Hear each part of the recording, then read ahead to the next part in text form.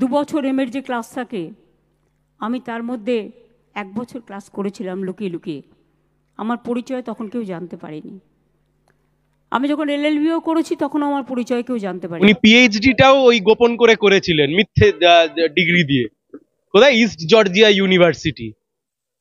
ভোটে দাঁড়াতে হবে, সেই সময় শিক্ষিত মানুষজন ভোটে দাঁড়িয়েছে, তাহলে আমাকেও একটু ডক্টরেট লিখতে হবে, যে ডক্টরেট কোথা থেকে? Doctorate east Georgia university. তারপর সিপিএম এর গুঁতোয় একদিন খবর বেরিয়ে গেল যে ওটা মিথ্যে ডিগ্রি। এত একজন দেখুন মুখ্যমন্ত্রী সম্পর্কে এই সমস্ত কথা বলতে আমাদের ভালো লাগে না এই কারণে, মানে অস্বস্তি বোধ করতে হয়, কারণ মুখ্যমন্ত্রী তো একটা সাংবিধানিক পদ। এখন একটা সাংবিধানিক পদে বসে একজন ব্যক্তি যদি এত মিথ্যার আশ্রয় নেন, এত অসত্য কথা বলেন, এটা মুশকিল। কারণ আমার সারা শরীরটা আমি একটা জীবন্ত লাশের মতো, পা থেকে মাথা পর্যন্ত এমন কোনো জায়গা নেই যে আমি পিটানি খাইনি সিপিএম এর আমলে। সেটা ওনার বিভিন্ন সিদ্ধান্ত দেখলেই বোঝা যায় যে উনি, ওনার মাথা যে আছে, সাধারণ মানুষের দ্বারা মাথা ব্যবহার করা হয়। ওনার সরকারের বিভিন্ন কার্যকলাপ বা একজন মুখ্যমন্ত্রী যা সিদ্ধান্ত গ্রহণ করেন, যা বলেন, যা বিভ্রান্তিকর কথাবার্তা বলেন, ইরেলিভেন্ট কথাবার্তা বলেন, সেটা দেখলেই ওনাকে বোঝা যায় যে উনি ওনার মাথাটা ইউজ করেন না। মিথ্যা কথা, সর্বৈব মিথ্যা কথা। একজন মুখ্যমন্ত্রী যদি এত অসত্য কথা বলেন, সেটা ভালো দেখায় না। একজন একজন মুখ্যমন্ত্রী যদি উঠতে বসতে যেতে পথ চলতে প্রতি পদে যদি অসত্য কথা বলেন, সেটা ভালো দেখায় না। হাঁটতে হাঁটতে আমি যখন হাঁটি তখন আমার ব্রেন চলে, আমি যদি না হাঁটি আমার ব্রেন চলে না। এই কথাটার কি মানে হলো? হাঁটার সাথে ব্রেনের কি সম্পর্ক? আপনি হাঁটছেন, আপনার ব্রেন হাঁটছে। ওই হাঁটা হাঁটা ব্রেন দিয়েই তো বুড়ি বুড়ি দুর্নীতি, ওই হাঁটা হাঁটা ব্রেন দিয়েই তো বলেছিলেন কি সিভিক পুলিশরা ইংলিশ পড়াবেন বাঁকুড়াতে না কি করবে। ওই হাঁটা হাঁটা ব্রেন দিয়েই তো বলেছিলেন কি নার্সরাও সম্ভবত ডাক্তারি করবে, এরকম মাঝেও কিছু বলেছিলেন। হ্যাঁ, সিভিক ডাক্তার তৈরি করবেন। ওই হাঁটা হাঁটা ব্রেন দিয়েই তো সরকারটাকে একদম মাথা খারাপ করে দিয়েছে। হাঁটুন, সারা দিন হাঁটুন, আপনি আপনি দিন রাত দুপুর সব সময় হাঁটুন আপনি, যাতে আপনার ব্রেন একটু চলে আর আপনার ব্রেন থেকে যাতে মানুষ একটু উপকার পায়। এই দুটো নজর রাখবেন। হয়তো অনেক টাকা ইনকাম করলেন, হার্ট অ্যাটাক হয়ে মরে গেল, টাকাটা কে খাবে? আর ভাইপোকে জিজ্ঞেস করলে কথা নাকি? একটা বিশাল বড় প্রাসাদ বানিয়ে রেখেছে ওনার ভাইপো, তৃণমূলের ব্লক সভাপতি, তৃণমূলের বুথ সভাপতি, তৃণমূলের মালদার যিনি ব্লক প্রেসিডেন্ট, খুন হয়ে গেলেন শুধুমাত্র টাকার ভাগ বাটোয়ারার বিষয় নিয়ে।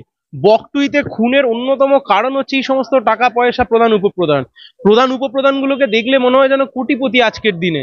কাকে এই সমস্ত গল্প শোনাতে চাইছেন? ওনার ভাইপো অভিষেক ব্যানার্জি কোটি কোটি টাকার বাড়িতে থাকেন, কোটি কোটি টাকার মালিক, কোম্পানি খুলে বসে রয়েছেন, বলে এই সমস্ত গল্প শুনিয়ে লাভ নেই, প্রয়োজনীয়।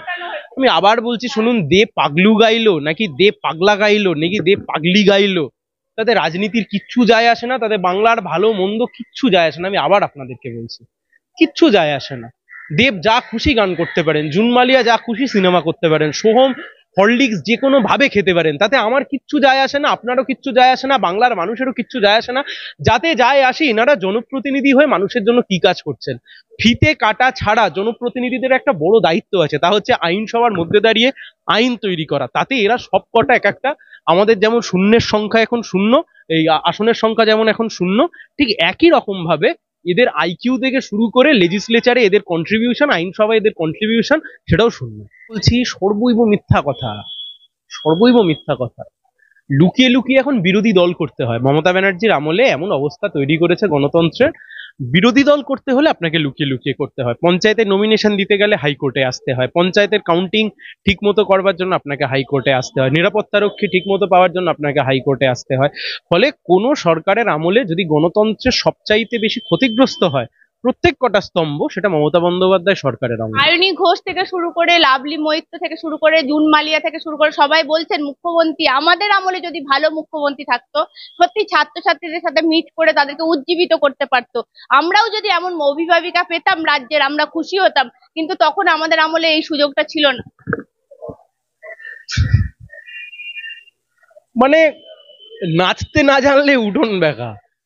মানে ধরুন আমি পড়াশোনা করে নি, পরীক্ষায় ফেল করলাম, তারপরে বললাম মুখ্যমন্ত্রী যদি আমার একটু খোঁজ নিতেন। ধরুন আমি গ্র্যাজুয়েটটা পাস করলাম না, জানি না অনেকে জানেন কিনা, আমি ধরুন গ্র্যাজুয়েটটা পাস করলাম না, আমার বন্ধু বান্ধবরা পাস করলো, আমি এখন গিয়ে বললাম ইস মুখ্যমন্ত্রী যদি মাথায় হাত রেখে বলতেন। মানে এরা কি এমএলএ এমপি হয়েছে, বিশ্বাস করুন মানুষ ভোট দিয়েছেন, এরাও জিতেছেন, বলতেও খারাপ লাগে। কি আইন এরা বানাবে, কি করবে, মানে ওয়ার্থলেস ওয়ার্থলেস। তখন মুখ্যমন্ত্রীর কি কাজের হতো? যার নাম বললেন তার মধ্যে একজন সেই সময়তে এসএফআই করতো। সায়নী ঘোষ, না না, সায়নী ঘোষ, যার নাম লাভলি বললেন- মৈত্র, জুনমালিয়া, সোহম সবাই একসাথে একযোগে বলেছে সত্যি যদি এরকম রাজ্যের অভিভাবিকা হতো। সোহম তো সেই সময় তো অভিনয়টা ভালোই করতো, তার ক্রেডিট কি এখন বুদ্ধদেব ভট্টাচার্য নেবেন? আমি মুখ্যমন্ত্রী ছিলাম, আমি সোহমকে অনুপ্রাণিত করি, দেখুন এই ইররেলিভেন্ট। আমি আপনাকে বের বলছি, একটা আইনসভার সদস্য যদি এত ফালতু কথা বলে, এই কথার কোনো মানে আছে? আমি পড়াশোনা করলাম কি পড়াশোনা করলাম না, এর সাথে রাজ্যের মুখ্যমন্ত্রীর কি সম্পর্ক থাকতে পারে আপনি আমাকে বলুন তো? ছাত্র দিবস পালন হচ্ছে, এটা যদি তখন করা হতো তাহলে রাজ্যে ছাত্র শূন্য স্কুলে পশ্চিমবাংলা গোটা দেশের মধ্যে এগিয়ে, সরকারি শিক্ষা প্রতিষ্ঠান বন্ধ হয়ে যাচ্ছে, কে আসল শিক্ষক কে নকল শিক্ষক সুপ্রিম কোর্ট খুঁজে পেতে হিমড়ি খাচ্ছে, শিক্ষকরা দিনের পর দিন রাস্তায় বসে আছে, আর সাইড থেকে কিছু চিল্লানো রাজনৈতিক চিয়ার লিডার তারা দাঁড়িয়ে দাঁড়িয়ে এই সমস্ত কথা বলবে, আর সেই পলিটিক্যাল চিয়ার লিডারদের জন্য আমাদেরকে রেসপন্স করতে হয়। আই এম সরি, অত এক্সট্রা সময় নেই। কার্যত আমি বলছি এই মুহূর্তে দাঁড়িয়ে বিকাশ রঞ্জন ভট্টাচার্যকে আক্রমণের তীর কংগ্রেসের দিক থেকে, কার্যত আক্রমণ এই মুহূর্তে দাঁড়িয়ে পদত্যাগ করতে বলছে, কি বলবো? একসাথে ঘর সংসার করলে মাঝে মাঝে ঠুকোটুঙ্কি হয়, হতে পারে। বলছে পদত্যাগ করতে হবে। কতবার এরকম প্রেমে বিচ্ছেদ হয়, আবার প্রেম হয়, কি আছে, কিন্তু বিচ্ছেদ হয়, কিন্তু আবার বলছি সেটা তৃণমূল বিজেপির মতো নয়, কিন্তু এটা তৃণমূলের মতো নয়।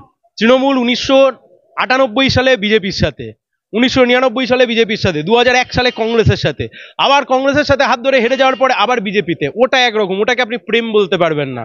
ওটা দেবের গানের মতো, কি সানডে নিলাম নীলাকে লীলাকে গিলাকে, ওইটা হোয়াটসোএভার, এটা এটা দেবের গানের মতো। কিন্তু আমাদের প্রেমটা হচ্ছে এটা প্রেমের মতো, এটা একটা জোট, জোট সম্পর্ক। সে জোটে থাকতে গেলে একটু মন কষাকষি হতে পারে, সে জোটে থাকতে গেলে একটু একে ওকে একটু পিঞ্চ মারতেই পারে, কিন্তু মূল যে লক্ষ্য রাজ্যেও এবং কেন্দ্রে বিকল্প একটা শক্তি গড়ে তোলবার, সে জায়গাতে আমরা অনড়, সেই জায়গাতে আমরা একমত।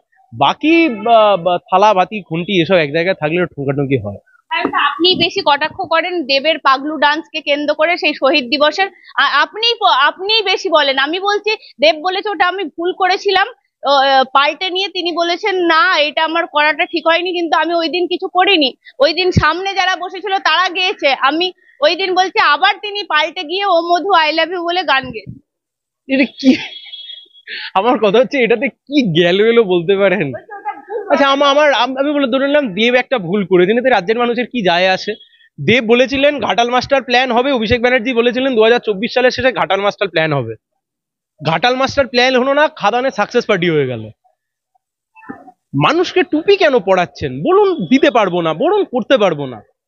আপনার নিজের একটা পিআর টিম আছে, সেই পিআর টিমে আপনি নিজেকে একটা বিশাল বড় মহত্বের মানুষ হিসেবে মানুষের সামনে জাহির করছেন, করুন, কিন্তু তার জন্য বিভিন্ন মিথ্যার আশ্রয় নেওয়া, তার জন্য বিভিন্ন বিষয়ের আশ্রয় নেওয়া, এগুলো রাজনীতিতে আইনজীবীদের জন্য চাকরি চলে যাচ্ছে, কার্যত মামলা করার জন্য কুণাল ঘোষ বলছেন, না হলে এই বেকারদের ভবিষ্যৎ এইভাবে নষ্ট হতো না। আইনজীবী, কোনো এক আইনজীবীর জন্যই তো উনি জেল থেকে বেরিয়েছিলেন। ফালতু কথা বলে লাভ আছে? কি বলবো, ওরা চুরি করা বন্ধ করে দিক, চুরি করা বন্ধ করে দিক। রাজ্যের সরকার এবং এসএসসির অপদার্থতামি, রাজ্য মন্ত্রিসভার অপদার্থতামি, দুর্নীতির জন্য আজকে যে 26,000-এর প্যানেল, তার মধ্যে তো একটা, এটা তো ঠিক, তার মধ্যে একটা অংশ তারা তো চুরি করে চাকরি পায়নি, তারা তো পড়াশোনা করে চাকরি পেয়েছে, কিন্তু কেবলমাত্র রাজ্য সরকারের অপদার্থতামির কারণে তারাও, রাজ্য সরকার এখনো চাইছে, এসএসসি এখনো চাইছে চাল আর কাঁকড়কে আমি এক করে রেখে দেবো। তার মানে তো এটা হতে পারে না, চাল থেকে কাঁকড় তো বাদ দিতে হবে। এখন সুপ্রিম কোর্ট যদি চাল কাঁকড় আলাদা করতে গিয়ে বলেন যে আমি পারছি না, সেটা সুপ্রিম কোর্টের বিষয়, কিন্তু আইনজীবীর বিষয় নয় তো। তৃণমূল চুরি করা বন্ধ করে দিক, কোনো মামলা হবে না। মামলা হবে কেন? চুরি বন্ধ হয়ে গেলে কোনো মামলা হবে না, সোজা কথা। ওনারা কয়েকটা মানুষের পকেট ভরবার জন্য চুরি করবেন, আর যারা প্রতারিত হবেন তারা এসে মামলা করবেন, তার বেলায় দোষ। ওনারা চুরি বন্ধ করবেন না, হতে পারে? চলতে পারে না এটা।